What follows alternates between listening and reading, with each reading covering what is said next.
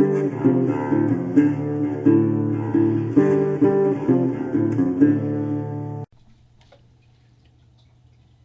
guys, welcome back. Today, we'll get into a gear review. We're talking about the ATN X-Sight 4K Pro Smart Night Vision Rifle Scope.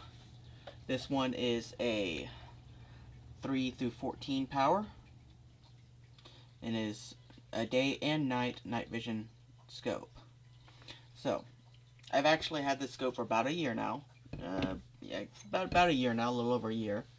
And I'm going to go over some of the things with it. You know, I'll go over its basic specs, and then my personal experience I have with the year. ATN scopes can have a hit and miss, reputation. Mine, it's been very good to me. I've had very little problems with it. I've never had anything major to report on it. So first, let's go over the text stuff on it. So it's a 3x14 optical zoom. That's how much the zoom is optically. It's at 3 power starting out and goes all the way up to 14.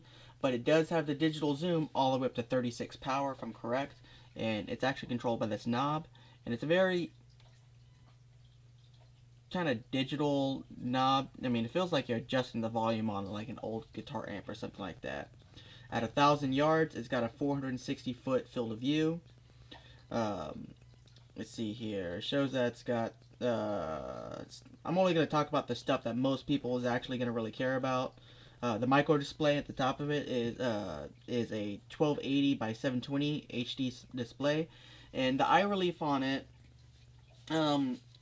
it's got kind of a interesting eye box. It's not quite like a normal scope because it's a normal screen that you're looking at. It's digital, so it's a little bit more forgiving.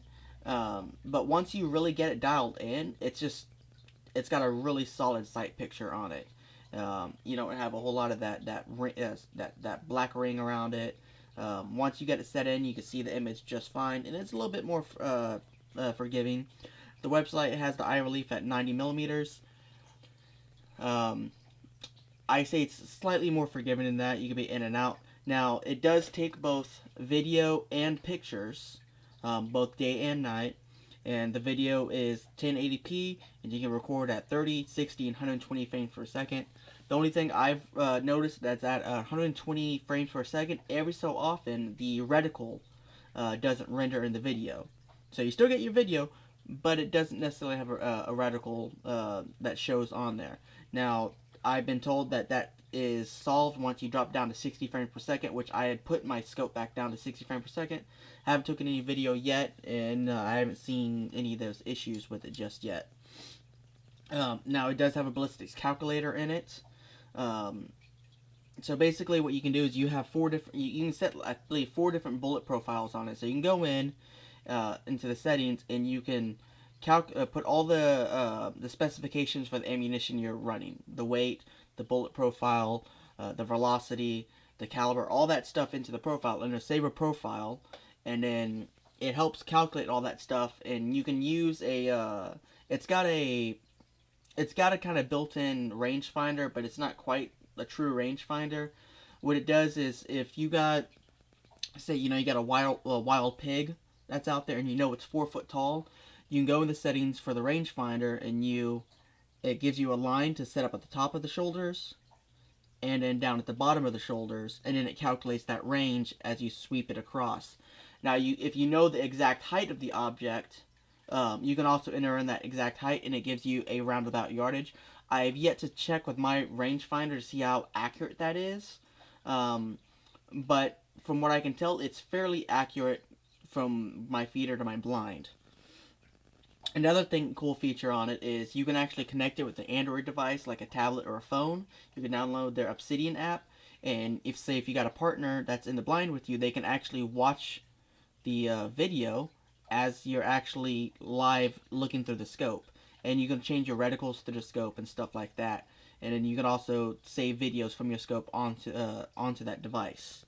That's also Bluetooth connectable. Another thing that you're supposed to be able to do with this is you're supposed to be able to, if you have friends around that are also running the same scope, you're supposed to be able to kind of do like a GPS thing where you can kind of see where everyone is. I don't know much about that system. Never really messed with it. In the settings, it does have a whole weather section where it's your environment, and it has an accelerometer, a barometer in it, and all that stuff in there, and a thermometer and stuff like that, which I use the thermometer quite a bit at night because I'll stay in my blind all night, so kind of tell the temperature, kind of works for that. Now it does have what we call activated video, which I don't normally use. I've tried using it one time and it didn't work for me when I set it, and that may have been my settings that I messed up with, but it didn't work for me that time. Normally, what I do is just before I take a shot, I just hit the record button and it starts recording, and then when I'm done, I turn off the record. That way, I get as much video as I want. Now, if you want to take pictures, it takes a picture right here. Now, when you record in video, it does actually get audio, which quite a few of the other night vision and thermal scopes out there don't do night vision, don't do audio when you do recording.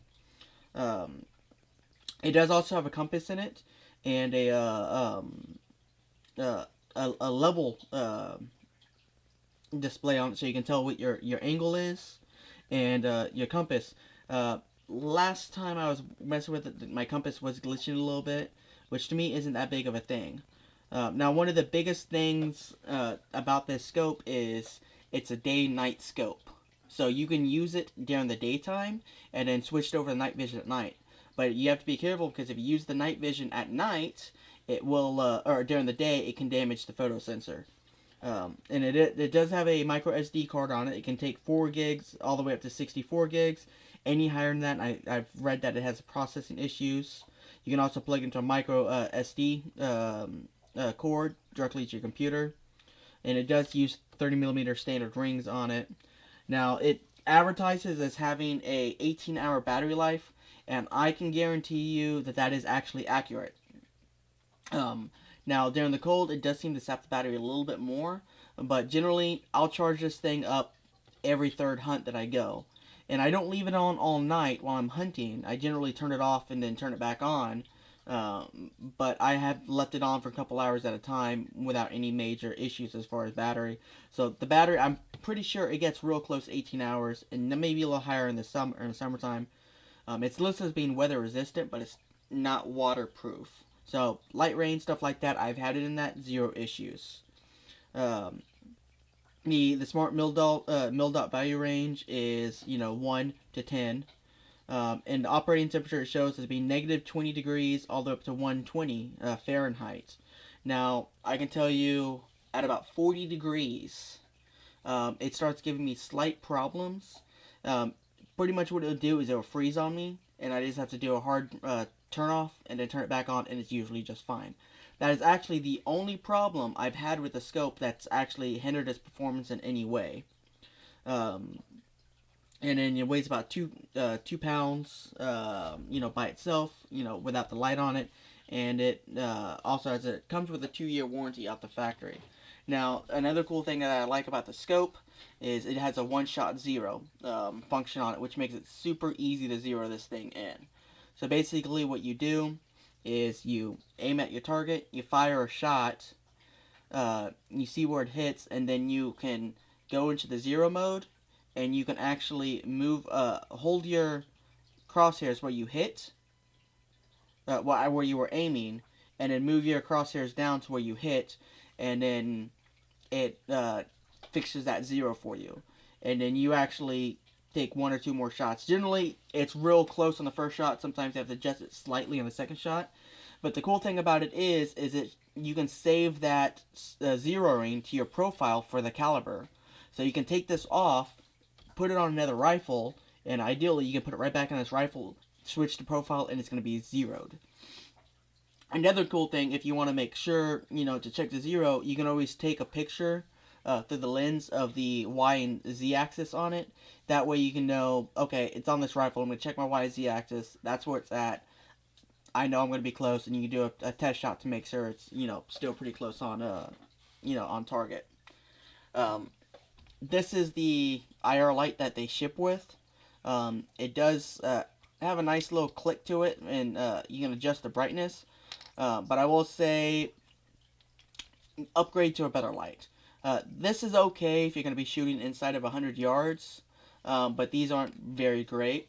I actually got an IR illuminator diode for my Wicked lights, and this is what I run now, and this is good up to about 120 yards. It's a lot brighter. I can tune it. Now, when you're actually shooting this thing in day-night mode, there's a little window at dusk and dawn in which it's a little too dark for the night mode, but it's still a little too bright for the day mode. And basically what happens with that is the day mode just starts looking a little grainy, but if you switch over to your night mode, it's still too bright. So, you know, that's something you just got to consider.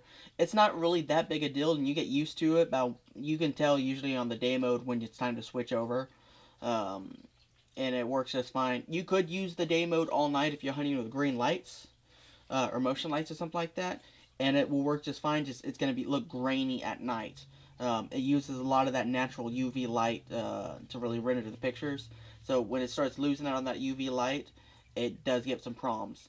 And I haven't tested it with the using the illuminator with day mode at night to see if that helps. I'm not sure that it would. But at night, once you switch over, it works like a charm. And I'm gonna be posting clips of all the video picture quality that I get out of it, plus some shots I've taken with it, stuff like that, all throughout this video, as well as some actual dedicated full screen clips, so you can really see the quality. And it actually is pretty good. My hunting spot, I'm usually hunting within 75 yards. So it's usually really, really, good for that. If you're wanting to stretch out past that, I would recommend getting the 5 through 20 version. That way you have a clear actual zoom in. Because once you start getting into the digital zoom past that 14 power, it starts getting a little grainy.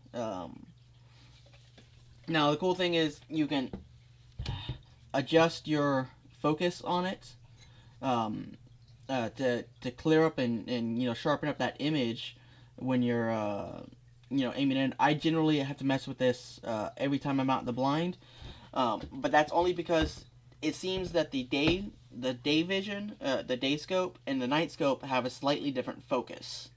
And it's not too much. It's not noticeable. It takes 5 seconds to aim it on a spot where your kill zone is, and just kind of get it focused in. I would recommend going ahead and getting a quick detach for your light. That way you can move it around. Everyone's setup's going to be a little different as to where they want their light at. I like having it here. If I can get it back on here. I like having mine directly on my... Yeah, that's not going back on. I like having mine directly on the scope because it's right here where I can reach up and I can adjust my brightness on my scope while I'm zooming in. But I have heard that if you have it down beneath your barrel on the underside, it can kind of reduce some of the whiteout when you take a shot. Personally, I've never noticed too many problems with whiteout when I take shots with it. So let's go over a little bit on the layout of the scope a little bit. Like I mentioned, you got your focus ring up here. You have your basic controls here, which is your power to turn it on and off. You have your navigation when you're in your menu. But if you're not in your menu, which you hit OK and it goes to your menu, you can go picture or video, and of course you click them again to turn it on and off. You can have different video settings on it, and you can have different picture settings on it. It's actually, you could probably lose a couple hours just messing through the menu on this on this scope and getting everything set up. This button here, I believe, is for the ballistic calculator. I've never messed with this, really, to be honest. You can actually buy a external rangefinder, laser rangefinder, that actually goes on the front of the scope, and it connects via Bluetooth to your scope, and you actually have a rangefinder, and it can automatically calculate your bullet drop. So say if you're shooting at 100 yards, but then you see something out to 300 yards, you hit that rangefinder, it's automatically going to calculate your bullet drop for you. And I haven't had a chance to use it. I haven't had a chance to really shoot this out past 100 and 150 yards yet.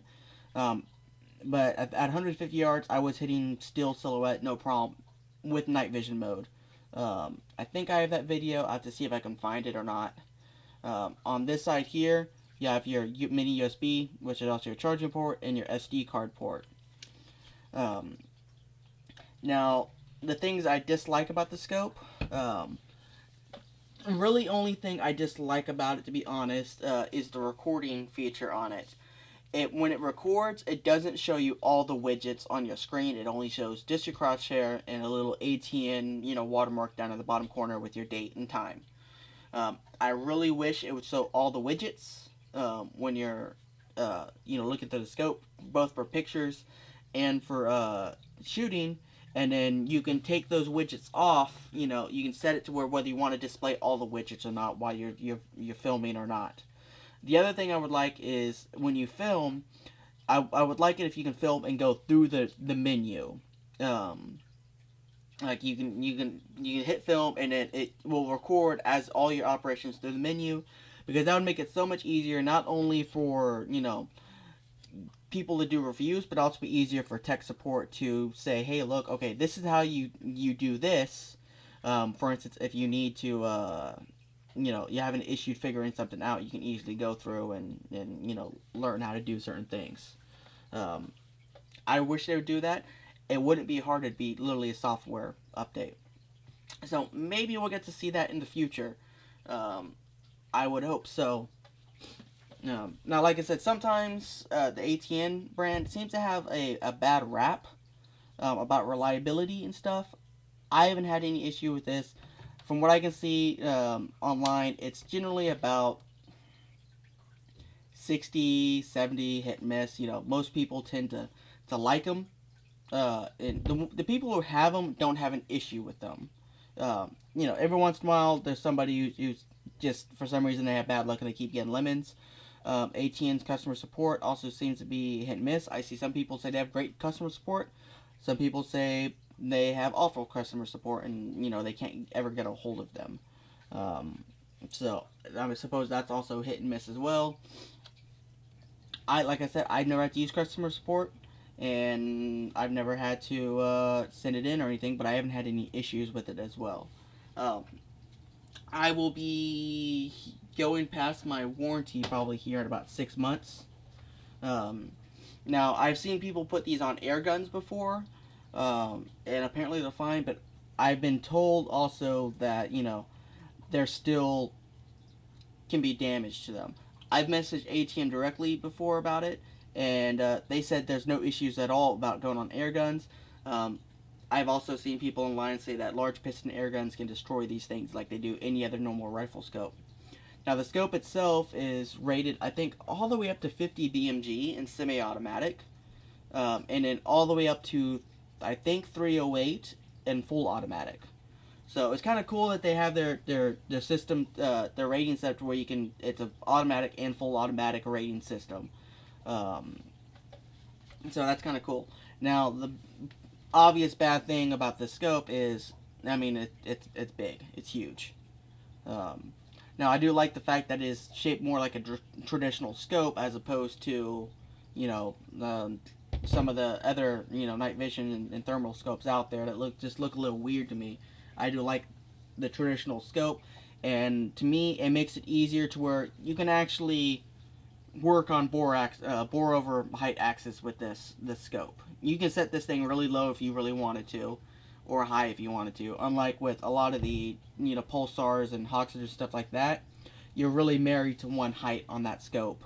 Some of those scopes have the mount built into the scope, so you're kind of stuck with that. I'm trying to think of anything else on it, but so far I've really liked the scope. It's done me really well so far. I've taken 2 pigs with it and a deer, all headshots at 75 yards. The deer one, the video messed up on me. I didn't get a reticle. It didn't show good.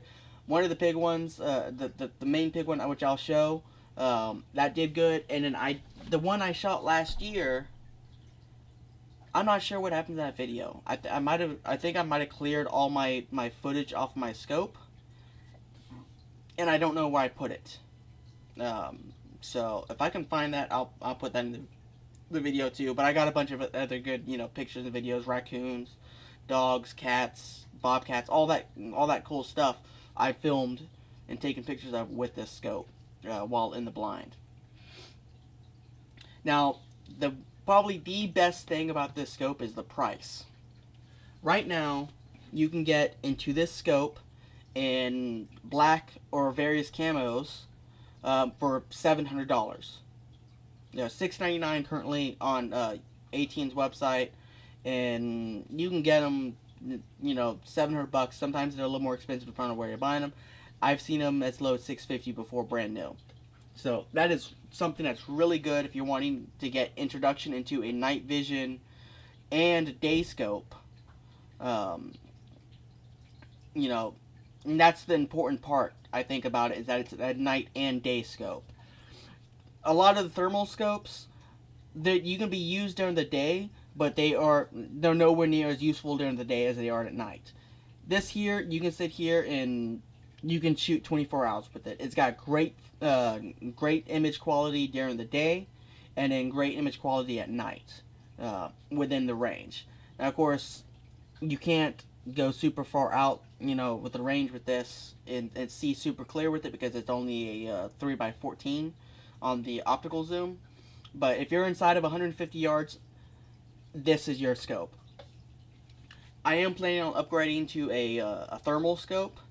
That's only because down here where I hunt, it's a lot of thick brush, and unless you're getting eye shine, you can't necessarily see stuff that's in the thick brush. So I've seen a lot of issues with hunting brush with black pigs that are inside of the shadows inside the brush. Sometimes I can't see them.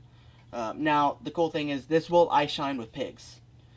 Pigs aren't supposed to have eye shine normally with regular light, but they do eye shine with the IR illuminators. So that does kind of help with that. But when I do upgrade to the thermal, I do want to do another one of the smart 4Ks, because I do really like the widget system on it, all the information. I like this layout. I just like this exact same scope, but in thermal, and then I would probably do a longer range scope. But that would probably be on a strict night only hunting gun, so it'd probably be something that's going to be more light range, more lightweight recoil. It might go on top of this on this AR. And in case y'all haven't noticed, this is my 7.62x39 AR from Palmetto State Armory that I did a review on last time. I've done a lot of modifications to it. It's currently sitting on a Aero Precision lower, which I upgraded my multi-cal lower. My E3 arms is on my 223 rifle right now. Something I did do is I did change to this big tanker style muzzle brake on it. Not for the recoil of 7.62x39, but to mitigate some of the flash. With the night visions and thermal scopes, the flash that comes off the rifle can bugger up your image sometimes, and I've even heard about the bright flashes damaging the light sensor or the sensors in the scope sometimes. So I switched over to this tanker style to put the flash out to the sides. It does mildly help with recoil, but man, this thing blows all the sound straight back at you. I mean, it is completely nuts. But that is something I would look at. On a suppressed rifle, it'd be great. As long as you got a good muzzle brake, you won't really have to worry about it. Something that hides that flash. Now I am going to be doing another review on this upper, probably sometime in the future, and then also one specifically on this charging handle setup, which will be another video sometime in the future. But this is the 1-year review on the ATN X-Sight 4K Pro 3x14 night vision and day scope. I'm going to roll probably a bunch of the shooting footage right now, whatever I didn't pepper in here and there. And then, I'll be about, if I have anything new on this scope, I'll pop it in with other videos here and there. I'm sure there's stuff I forgot. This scope has far more capabilities than what I actually use this thing for. Um, this thing's capable of doing a lot more than what the average hunter is, really wanted to do. If you're just going out shooting hogs at 100 yards from a blind, or walking and stalking, this thing's going to do everything you need to do. And there's a lot of stuff that it's going to do that you're not ever going to, need on it. So, with that said, I'll see y'all guys next time.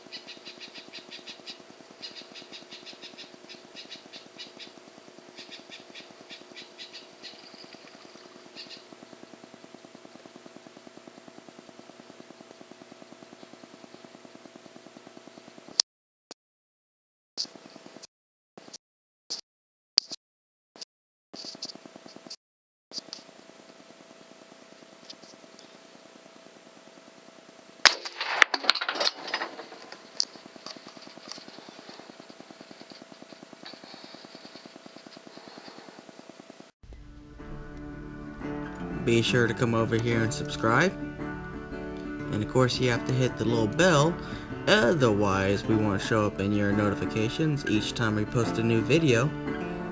And check us out on Facebook and give us a like. We post all of our content there as well, as long as some pictures that we take.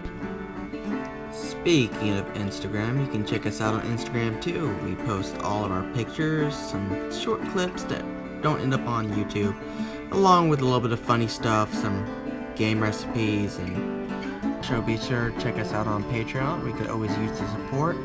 We got a lot of cool stuff coming up, but that stuff kind of isn't cheap, so every little bit of support helps and will help us get out some good content for everyone to see.